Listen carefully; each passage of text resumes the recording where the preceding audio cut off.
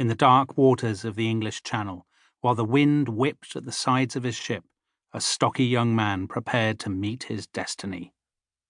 His name was Leonard Schroeder, but everybody called him Max.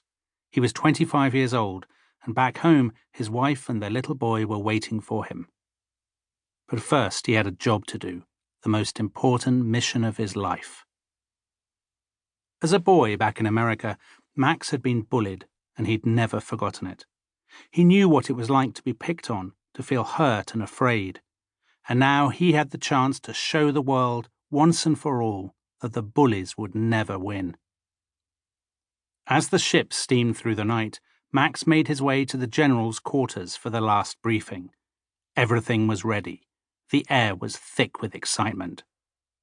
This was D-Day, the greatest seaborne invasion in history. Thousands upon thousands of Americans, Britons, and Canadians were sailing south, united against the terrifying might of the Nazi war machine.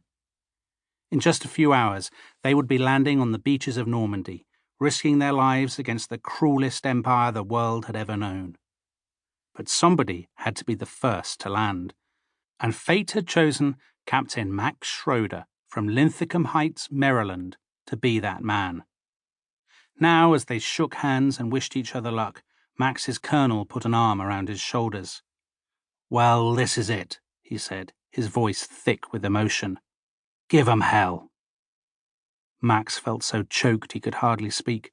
It was such a historic moment, and he scarcely knew what to say. "Well, Colonel," he said at last, "I'll see you on the beach." Outside, the deck was crowded. There were men everywhere, waiting silently in the darkness. The wind howled. The rain lashed down. All Max could hear was the roar of the ship's engines. Abruptly, a loudspeaker crackled into life. It was the voice of the Supreme Allied Commander with a final message before they landed. "Soldiers, sailors, and airmen of the Allied Expeditionary Force," the voice said, "you are about to embark on the Great Crusade.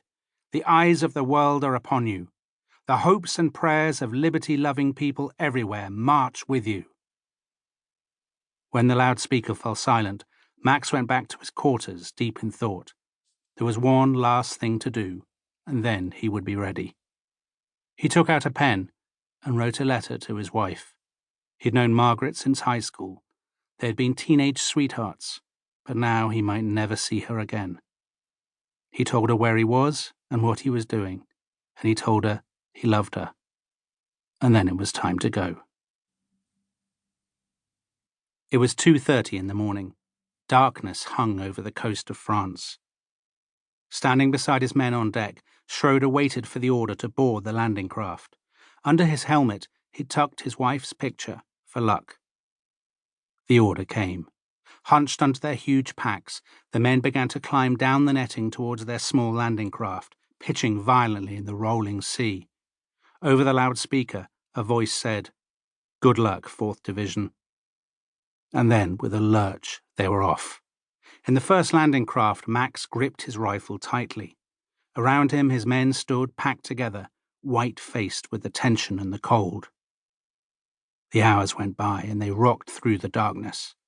By 4:30 a.m., the crewmen could just make out the Normandy coast ahead, a smudge of grey against the night. Just before 6 o'clock, the first streaks of light glimmered in the east. The sun was rising. They could hear the sound of guns and explosions as the Allied battleships hammered the German defences. They were very close now. On they came, and then at exactly 6:28, Max heard the crunch of shingle beneath the hull of his landing craft. The ramp crashed down into the shallows, and at once he was moving, stumbling down into the water. The sea came up to his waist, freezing and murky. His ears were buzzing with the crack of gunfire. Behind him his men were splashing through the waves. Ahead he could make out a low concrete sea wall. His heart pounding, he staggered forward, wading through the waves. Then, suddenly, his feet were on the sand of Normandy. It was a grey, chilly morning, and Max Schroeder had just made history. But there was no time to think about it now. He had to keep going, urging his men up the beach, away from the enemy fire.